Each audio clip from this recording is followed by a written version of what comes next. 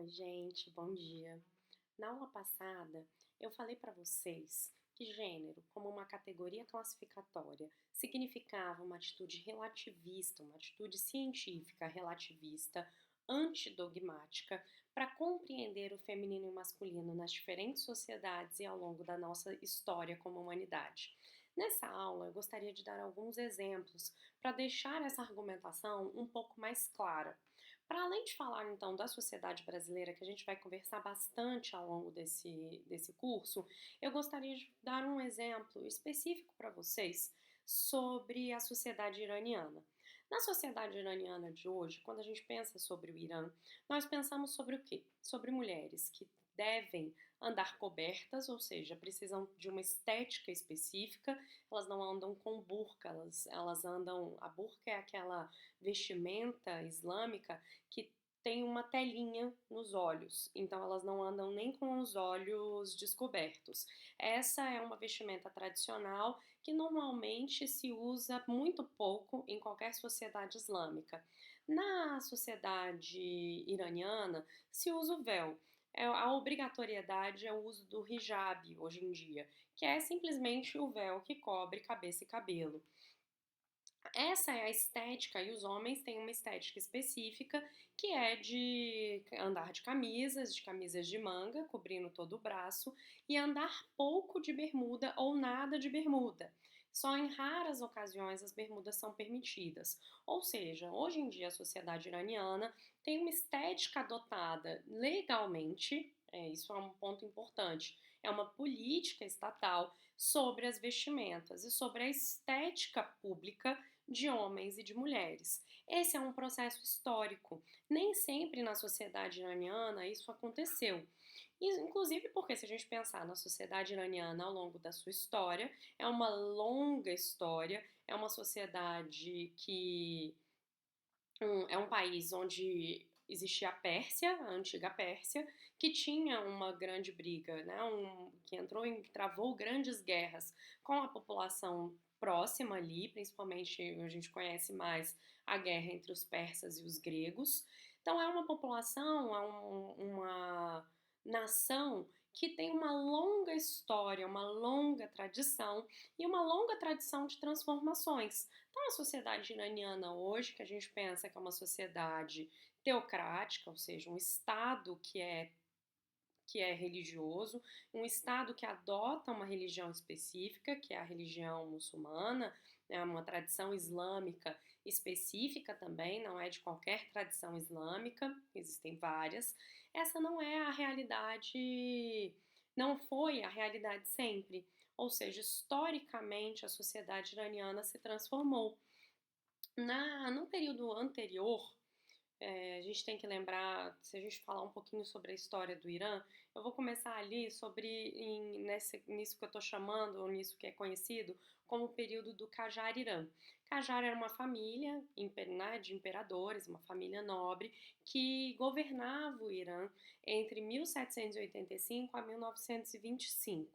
Em 1925, uma outra dinastia começa a governar, que é um outro chá, uma outra família que vai governar até 1979, que é quando temos a Revolução Iraniana, que é essa revolução que institui o Estado teocrático e que institui os valores muçulmanos como obrigatórios para toda a sociedade.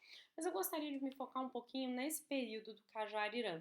O Qajar Irã, esse período de 1785, principalmente, é um período de início da modernização europeia, ou seja, de um início da modernização europeia, não, me desculpem. É um momento em que a ilustração, ou seja, que o Renascimento atinge o seu ápice na Europa, principalmente logo em seguida com a Revolução Francesa, a primeira Revolução Francesa. Nesse período, no Irã, as pessoas transitavam bastante ali pela Europa também. É um momento que começa um trânsito maior entre os países ali do que a gente chama de Oriente Próximo e a Europa. Mas a estética iraniana ainda não era uma estética muito próxima da estética moderna europeia. A estética de homens e mulheres e os papéis de homens e de mulheres na sociedade iraniana nessa época eram muito diferentes das que a gente imagina, ou que a gente conhece mais, que eram as da sociedade europeia. Existe uma autora que é iraniana, que trabalha nos Estados Unidos hoje em dia, que chama Afinazeh Najmabadi. É um nome um pouco difícil, mas não precisa ser até o nome dela agora. Ela escreveu um livro há alguns anos atrás sobre esse período do Qajar Irã. O nome do livro é Homens com. Me desculpe. Mulheres com bigodes e homens de barba. A estética de gênero na sociedade iraniana no Qajar Irã. O que ela vai argumentar? Naquela época, nessa época, entre 1785 e 1925, homens e mulheres jovens não tinham uma distinção tão grande assim, principalmente na estética e nos papéis sociais e sexuais. Homens e mulheres jovens tinham mais ou menos a mesma estética. Como vocês podem ver ali nessa imagem do meio, é um homem e uma mulher que usam mais ou menos as mesmas vestimentas, os mesmos sapatos e a mesma estética facial. As mulheres usavam bigodes, delineavam com delineador mesmo bigodes para se parecerem também com homens jovens.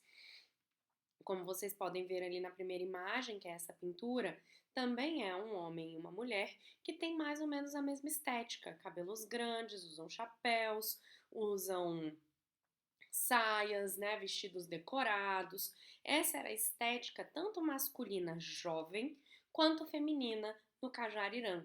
O que era a mudança? Qual era a mudança de gênero nessa sociedade em relação à estética?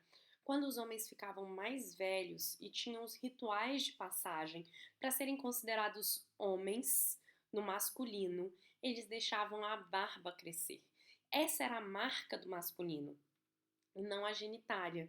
Então não era a genitália, ou seja, nascer com uma genitália masculina ou uma genitália feminina, que ia determinar o gênero. O que determinava como é que a sociedade ia entender as pessoas, né, se no masculino ou se no feminino, era a idade. Olha que interessante. Aquela nossa equação, sexo é igual a gênero, igual ao exercício da sexualidade, é rompida aqui de cara, é rompida de primeira. Não importava muito com que genitália se nascesse, esteticamente, nos papéis sociais e sexuais, as pessoas seguiam mais ou menos a mesma coisa, mais ou menos a mesma linha até um determinado momento, quando era cobrado dos homens, principalmente, uma distinção. E aí sim, uma inserção familiar diferenciada. Homens e mulheres jovens, e aí as mulheres também mudavam bastante o seu papel social depois da gravidez, depois de ter filhos, mas homens e mulheres jovens participavam e partilhavam mais ou menos das mesmas coisas, das mesmas responsabilidades. Os papéis de gênero, eles ficavam mais marcados, as diferenças de gênero ficavam mais marcadas com o envelhecimento da pessoa e com uma nova estética que era cobrada dessa pessoa. Assim, aquela ideia de uma atitude relativista, uma atitude científica relativista, implica a gente entender com profundidade como é que as pessoas em outras épocas, em outras sociedades, pensam o seu masculino e o seu feminino. Na sociedade iraniana, nesse período de transição aí da modernidade, de 1785 a 1925, pensava o feminino e o masculino a partir de uma lógica geracional. O feminino e o masculino só se distinguiam com o envelhecimento da pessoa, ou se distinguiam mais com o envelhecimento da pessoa. Por fim, eu gostaria só de comentar um pouquinho sobre essa última foto no slide. Essa última foto é de pessoas escravizadas no Irã da época. E eles tinham vestimentas muito diferentes das vestimentas tradicionais das pessoas iranianas de fato, das pessoas que eram cidadãs, das pessoas que não eram escravizadas. Eles usavam como estética, a marcação da desigualdade era estética também. na nossa marcação da diferença entre o feminino e o masculino, ela sempre tem uma característica estética. Esse é um ponto importante para a gente lembrar, então, que a diferença no Irã da época não era uma diferença que se dava pelo nascimento, então as pessoas elas não iam ser distinguidas no feminino e no masculino mais marcados a partir do nascimento, mas sim a partir do seu envelhecimento. Muito obrigada, espero que vocês tenham achado interessante. Até a próxima!